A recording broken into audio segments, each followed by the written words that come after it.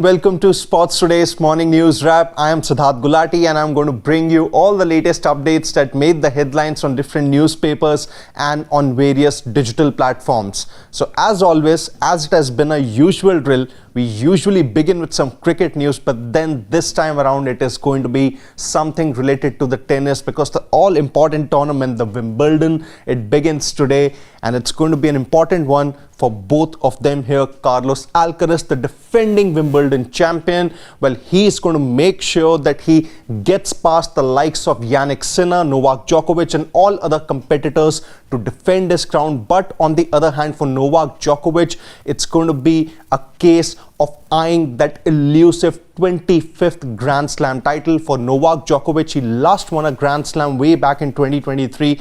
Ever since then, he has made those several attempts to get to that 25th Grand Slam, but that hasn't really been the case. But this time around, where he is at Wimbledon, it is usually his favorite place and he would want to make sure that he gets to that 25th Grand Slam title.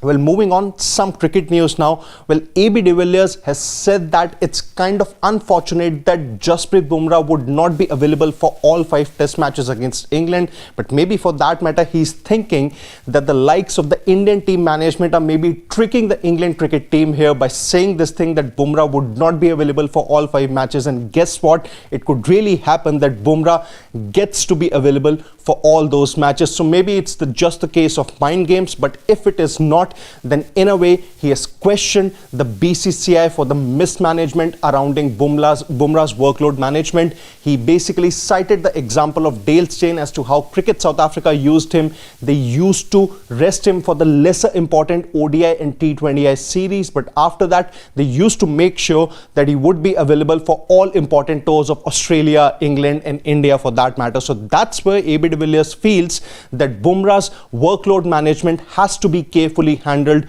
by the BCCI here. Well, moving on, some more cricket news here. Zimbabwe versus South Africa first test. Well, it has basically reached a stage wherein South Africa are clearly in pole position. Batting first, South Africa declared at 418 for 9.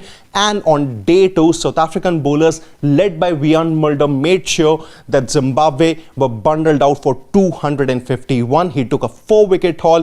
Keshav Maharaj, the stand-in South Africa captain, he took a 3-wicket haul and made sure that Zimbabwe suffered a collapse. Now, at the end of day 2, South Africa had gotten off to a good start. They lost Matthew Britsky rather cheaply, but then the likes of other batters, Wian Mulder for that matter, Tony De Zorzi, they held their own and made sure that South Africa's overall lead crossed past 200.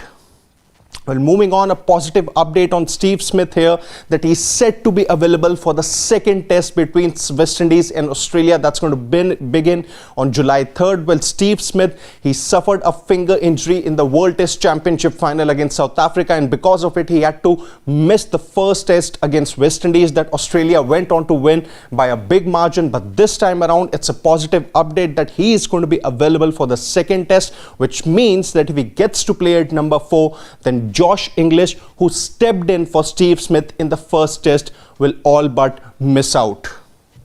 And last but not the least, something from Formula 1 here. Well, Lando Norris, he won the Australian GP. He actually fended off those vigorous attacks by the likes of Oscar Piastri to make sure that he came out on top in the Australian Grand Prix. So that's about it as far as the morning news wrap is concerned. Stay tuned to Sports Today as we'll bring you all the latest updates and analysis from the sporting world.